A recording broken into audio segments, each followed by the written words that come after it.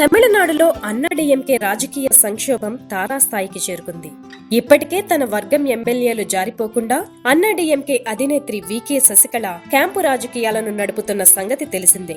అయితే శశికళ క్యాంపులో ఉన్న 20 మంది ఎమ్మెల్యేలు ఎదురు తిరిగినట్టు సమాచారం. అయితే ఆపద్ధర్మ సీఎం పన్నీర్ సెల్వం మాత్రం తన అధికారాన్ని పూర్తిగా వినియోగించి శశికళకు చెక్ పెట్టేందుకు సిద్ధంగా ఉన్నారు. తాము పన్నీర్ సెల్వానికి మద్దతునిస్తామని, తమను విడిచిపెట్టాలని వారు కోరుతున్నట్టు చెప్తున్నారు. అయితే ఇందుకు అనుమతించని శశికళ వర్గం బలవంతంగా వారిని బంధించి రిసార్ట్ లో ఉంచినట్టు తెలుస్తోంది. వందల మంది శశికళ మనుషులు ఎమ్మెల్యేలు జారిపోకుండా కాపలా కాస్తున్నారని తెలిసింది. ఈ నేపథ్యంలో ఆ 20 మంది ఎమ్మెల్యేలను శశికళ విడిచిపెడతారా, విడిచిన ఆ 20 మంది పన్నీర్ కు మద్దతిస్తారా అనేది ప్రశ్నార్థకంగా మారింది.